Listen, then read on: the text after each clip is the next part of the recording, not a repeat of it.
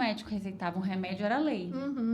Hoje eu percebo, e eu até já vi vários médicos falando, porque alguns vão fazendo algumas pesquisas informais, né? Sim. De como X% dos pacientes que eles passam medicação, sei lá, de 10, 8 não tomam. Sim. Né? E às vezes retornam para uma segunda consulta e falam, doutor, eu resolvi não tomar e acabei melhorando, né?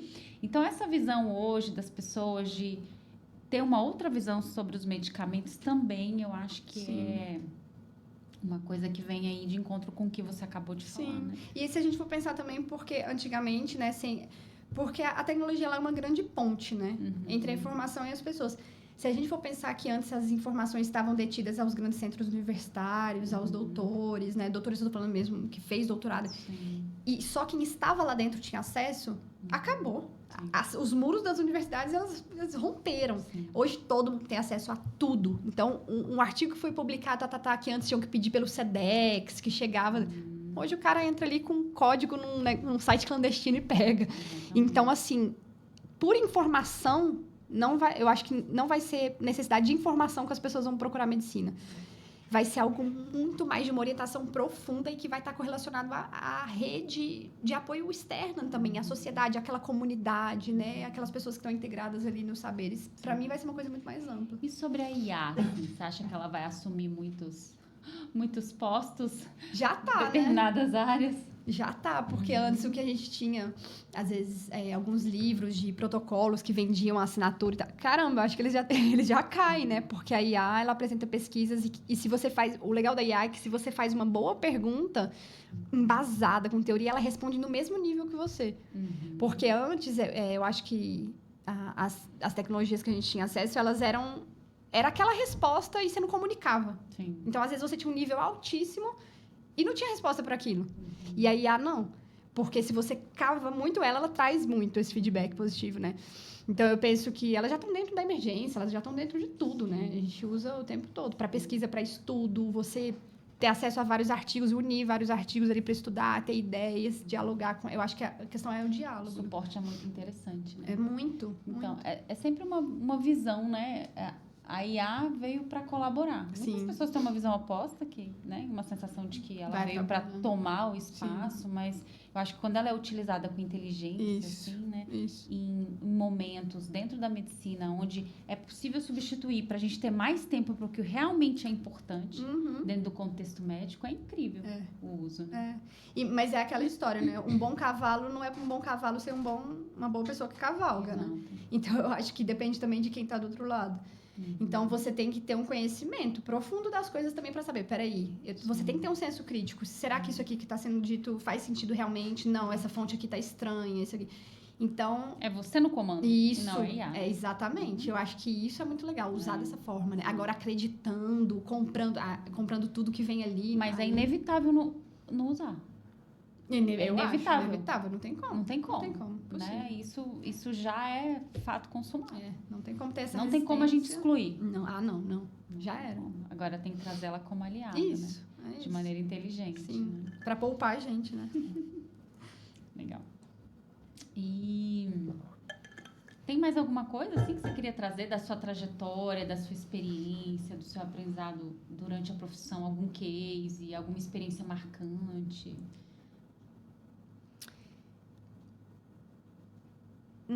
Deixa eu pensar.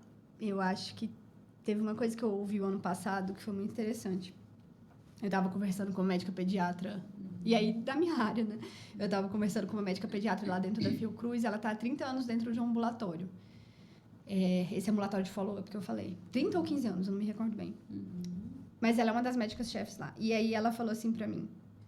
Eu conversei, falei que eu era da psiquiatria, ela, nossa, que legal, porque nunca ficava psiquiatra lá. E aí ela falou, Amanda, acontece um fenômeno aqui que eu acho muito interessante. Quando eu comecei a trabalhar aqui, tem uma sala de espera bem grande lá fora dos consultórios, né? Naquela sala de espera ali, só tinham crianças cadeirantes. Tantos anos depois, praticamente todas as crianças que estavam ali, elas estavam andando, não tinham questões motoras. Algumas poucas com cadeira de rodas, só que elas tinham questões de linguagem. Então, no primeiro momento, as crianças tinham questões motoras e eles trouxeram uma físio pro trabalho junto com eles. Aí, depois de uns anos, começaram a resolver esses problemas e veio o problema de linguagem. Trouxeram uma fono. Agora não tem nem criança com problema motor, porque lá fora realmente é raro ter cadeira de rodas, mas às vezes tem alguma. E os problemas de linguagem, eles são mais raros. Mas agora as crianças, elas não param, elas têm problemas de comportamento ali fora. E a gente tá precisando da psiquiatria. Eu falei, caramba! E eu achei muito interessante ela falar, porque ela tá falando sobre a história do progresso, do desenvolvimento das doenças. Ela foi vendo, é como se ela tivesse feito. Sim. Óbvio, de uma forma empírica ali, um estudo longitudinal. Ela não colocou isso no papel, mas ela foi vendo pela observação dela. Ela falou, a gente passa... E a história das doenças vai sendo essa, né? Então, acompanha a evolução do mundo e acompanha o serviço deles, né? Eu falei, caramba. Ela falou, meu Deus, eu fico muito impressionada, porque tudo mudou agora. Agora o que a gente tem aqui de problema são esses entraves emocionais. As crianças, elas sabem as coisas, elas falam bem, elas mexem bem, mas elas têm questões emocionais. E eu acho que isso é uma coisa generalizada, né? Então, eu penso que os meus amigos de outras especialidades, eles falam o tempo todo isso. Nossa senhora, aquela paciente não tem um problema, é comigo, é psiquiátrico. Então, assim, essas pessoas estão chegando em todos os lugares, né? E aí eu acho que é essa entrada da mente de, gente, ó, não olhem só pro corpo, não, achando que essa coisa é cindida. Estamos aqui, a mente tá aqui. Todo mundo vai ter que cuidar desse negócio. Não é só o psiquiatra, não é só uma pessoa da especialidade, psicólogo, né? Todo mundo vai ter que olhar. Sim. Então, eu acho que isso é muito legal também, né? Eu fico vendo, é uma evolução, né? E o tanto que a gente tem que ter uma visão integral, né? Sim. Porque a gente só vai enxergando essa evolução quando a gente... Tá dentro, né? Olha pro ser humano de maneira integral mesmo. Legal. É isso. Então, eu queria, agora, para esse momento final, para você deixar uma mensagem, né? Para os médicos, para as médicas.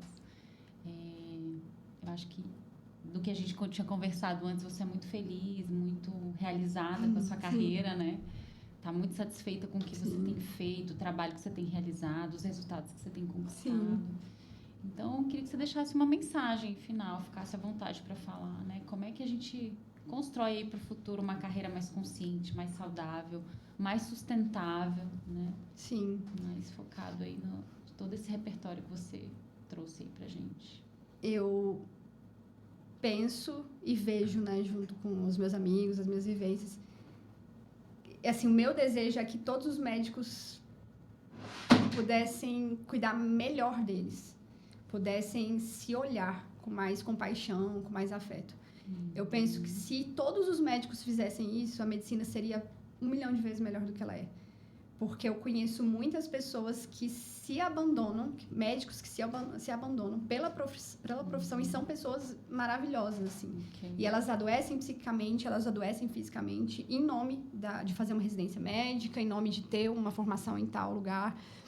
E eu fico pensando, caramba, será que o seu paciente, ele não vai ganhar muito mais se você for você e juntar o seu saber do que se você formar em tal lugar? Ou então, se você tiver tal graduação, será que ele não se beneficia muito mais com a sua riqueza, a sua visão, a sua particularidade como ser humano, a sua né? Saúde, exato, né? Você saudável, exato, se cuidando. Pra você colocar isso pra fora, né? Então, eu vejo que o adoecimento, assim, o que mais me entristece é o adoecimento, assim. Dos médicos. Exato. Então, eu penso que antes de querer ser um bom médico, procure ser um bom ser humano, de verdade, assim. Procure cuidar do seu coração, procure cuidar da sua mente, procure cuidar do seu corpo. Sim. De uma forma sustentável, respeitando seus limites. Porque é daí que vem a riqueza, sabe? Eu acho que você ser atendido por uma pessoa que cuida de si dessa forma, essa pessoa, quando ela fala, tem uma potência muito maior do que a frequência da voz de outra pessoa que fuma um cigarro e fala sobre câncer de pulmão. Okay. Não tem lógica, é contraditório, não é congruente. E eu acho que a força e a cura estão muito atreladas à congruência. Sim. Então, eu penso que os médicos que eles levam uma vida que é congruente com o que eles creem, eles têm muito mais força para mudar.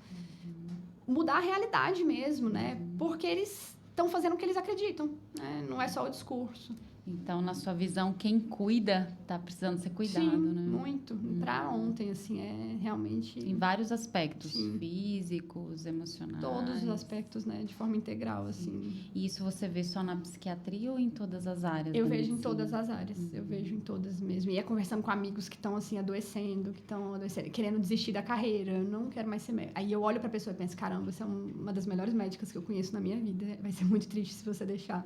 Mas eu sei que essa pessoa tá falando isso porque ela tá exausta. Mas eu entendo também. Então, assim, e é isso. Às vezes as pessoas vão desistindo das coisas porque elas acham que só tem um caminho. É isso que eu acho complicado. Então, não existe só um caminho para você ser médico. Você pode ser médico, você pode ser um bom médico fazendo bem a medicina e fazendo bem o resto das coisas da sua vida, sabe? Eu acho que essa cultura de sobrecarga, de exaustão, ela acabou. Isso aí não tem lógica mais, isso, né? Existe um estigma, né? Sim. Um estigma bem enraizado, assim, no sistema, como se, para eu me identificar como um excelente médico, parece que eu tenho que me exaurir, né? Tem um erro no sistema. Com certeza. Um chip errado aí na minha visão também, né? Porque isso vai contra a lógica da saúde. Isso. Se eu sou um promotor da saúde, por que eu não promovo a minha própria saúde? Então, você não está acreditando no que você estuda. Sim. E eu acho muito surpreendente que as pessoas que mais estudam, que passam noites, madrugadas, se debruçando sobre aquilo ali, elas não fazem aquilo ali. Por qual razão? Por qual razão? Sim. É uma coisa muito estranha, né? Eu não acho isso normal, sinceramente. Pra mim, essa é a verdadeira loucura. De verdade, pra mim, essa é a verdadeira loucura. De você saber, de você ter um nível de inteligência lógico-racional grande e você dissociar daquilo ali, não faz sentido. E a gente meio que normalizou, né? Não faz sentido, né? Mas, enfim, eu acho que isso já tá mudando. E a gente vê muito isso. Sim. Vários médicos, né? Que, por exemplo, endócrinos, que vendem saúde, mas não praticam a própria saúde. Sim. Cardiologistas, né? Eu acho que tem muitos que já estão bem avançados nesse mindset. Sim, né? Claro. Bem evoluídos nisso. Sim. Acho que a gente tem caminhado para um outro lado. Com certeza. Mas ainda é uma crença muito enraizada que eu preciso me exaurir, como se eu estivesse buscando reconhecimento nessa exaustão, né? E é óbvio que tem todo o respaldo social, né? Que dá um feedback muito positivo. Sim. Não é uma coisa só da medicina, é uma coisa de toda a sociedade. É uma coisa sistêmica, é uma questão sistêmica, né? Muito profunda, muito forte, transgeracional. Então, é aos poucos que isso vai caminhando.